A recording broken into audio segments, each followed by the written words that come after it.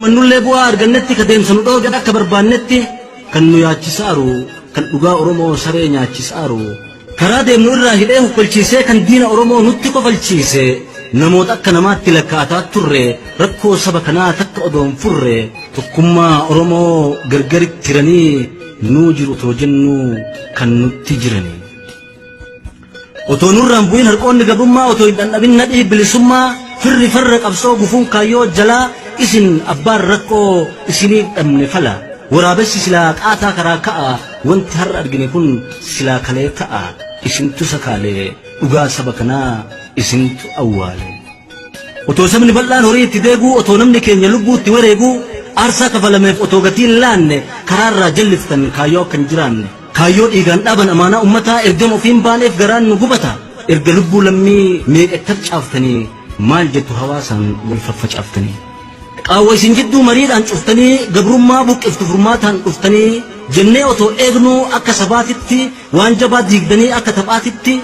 kutaa fi lagaan gargar wal footanii nu salphiftuun seene akkas nu gootanii addaddummaa yaadaa marii wali cuunfee garaa jibbaan cite jaalalaan guduunfee yoo bu'aa ummataa amaanaa hin eegne yoo dhugaadhaaf jedhee waa hunda wareegne maali bu'aan sammuu sabaan taane dhalee hayyummaadhaa miti hiyyummaadha malee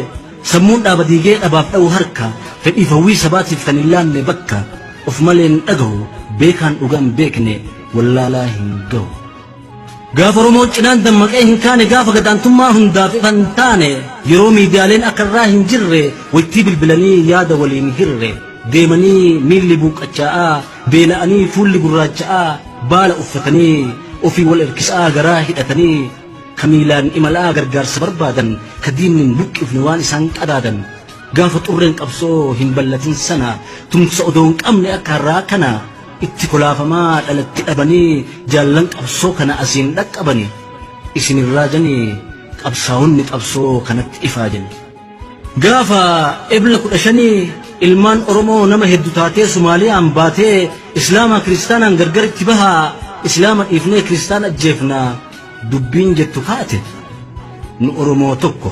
kaayyoon teenyas tokko wanti beemnuuf illee nu addaan hin baanu nu dhiiftan waliin nu ajjeeftanillee jedhanii didanii walumaan dhumanii boolla takka hin galle har'a maaf dhabneree hooggantoota keessaa murataa akkasii ka wal dhiibu malee garanaa garasi ka wal tiksu dhabne akka looniititti